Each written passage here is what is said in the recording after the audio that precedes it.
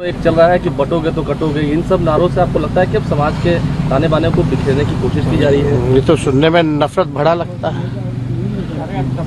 पूरी तरीके से ये सब नफरत फैलाने की बात होती है। इनके मुंह से कभी पढ़ाई की बात नहीं हो सकती, कभी चिकित्सा की, स्वास्थ्य की बात नहीं हो सकती, नौकरी बेरोजगारी की बात नहीं हो सकती, महंगाई गरीबी की बात नहीं हो सकती।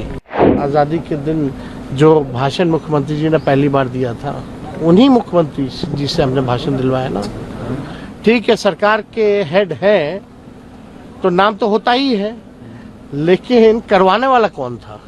मेरा तो, हम तो मुख्यमंत्री जी से आग्रह करते हैं हाथ जोड़ करके। मेरा उस समय हेल्थ डिपार्टमेंट वाला पब्लिक हेल्थ कैडर का फाइल जो है, वो कम से कम 1.5 लाख लोगों को नौकरी मिलेगी उसमें। लोगों के बीच जाएंगे और लोग जो है मूड बनाई हुई है कि मौजूदा जो एनडीए की सरकार है उसको जो है सबक सिखाने का काम करे। और जितना लोगों को परेशानी हुई है बिजली बिल से लेकर के, जो आपका प्रीपेड जो मीटर है उससे परेशानी हुई है, जमीन सर्वे को लेकर के उससे परेशानी हुई है, तो लोग जो है परेशान हैं। और आप देख रहे हैं कि दिन प्रतिदिन जो है अपराध बढ़ा है। आज भी हमने जो है 110 केवल हत्याओं का सूची डाला है।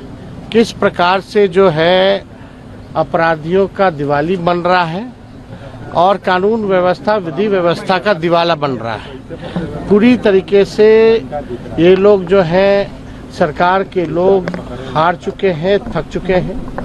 अपराधी जो है बेलगाम हो चुके हैं, कोई कंट्रोल में नहीं है और लगातार घटनाएं जो है बढ़ती ही जा रही हैं।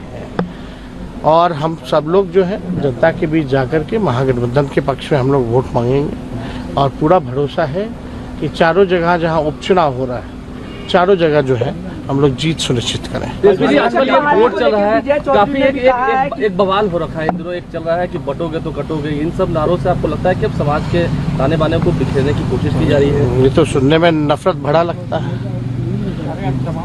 पूरी तरीके से ये सब नफरत फैलाने की बात होती है। इनके मुंह से कभी पढ़ाई की बात नहीं हो सकती, कभी चिकित्सा की, स्वास्थ्य की बात नहीं हो सकती, नौकरी बेरोजगारी की बात नहीं हो सकती, महंगाई गरीबी की बात नहीं हो सकती। इनके मुंह में इतना जहर है, केवल जहर ही उगलना इन लोगों का काम है। वो जहर उगलते रहे, हम लोग जनता के बीच रह के जनता के मुद्दे को उठाएंगे, जनता की लड़ाई लड़ेंगे और जनता को जीत दिलाएंगे। ये सब केवल अब लोग ड्रामा, नौटंकी इन लोगों का समझ चुके हैं कि पूरी तरीके से बांटने का काम कौन कर रहा है, तोड़ने का काम कौन कर रहा है, नफरत और जहर फैलाने का काम कौन लोग करते हैं। कौन लोग हैं जो सत्ता में बैठ करके केवल जो है विकास का काम नहीं, विनाश का काम कर रहे हैं। लगातार जो है अपराधीकरण जो है बढ़ गया, पुल पुलिया गिरता जाता है, भ्रष्टाचार का खेल होता है। इस पे जो है सरकार जो है कोई कार्रवाई नहीं, कोई सुनवाई नहीं होता। इसलिए जनता बिहार की जागरूक है। ऐसे नारों पर लोग विश्वास नहीं करते। बिहार अमन, चैन, शांति का प्रदेश है, बुद्ध की धरती रही है, तो यहाँ ये सब चलने वाला नहीं। अच्छा, अभी नौकरी उन्होंने दिया, आप पहले से ही वो तय हो चुका था, आप आए तो आप सब लोग तो नए नए आप लोग पोर्टल में आए थे जब 20 में नया माइक पकड़े थे यार। तुम लोग अपने करियर के शुरुआती दौर में आप लोग जानते होंगे कौन कहता था कहाँ से लाएगा पैसा। आप लोग जानते नहीं हैं, सब जानते हैं। जरा उनसे पूछो, जब तेजस्वी 10 लाख कहते थे तो क्यों नहीं मिला? उस समय आप कहते थे कहाँ से, बाप के पास से पैसा लाएगा, कहाँ से पैसा लाएगा, असंभव है बोलते थे मुख्यमंत्री। रिकॉर्डिंग आप लोगों के पास होगा, सब चीजें हैं।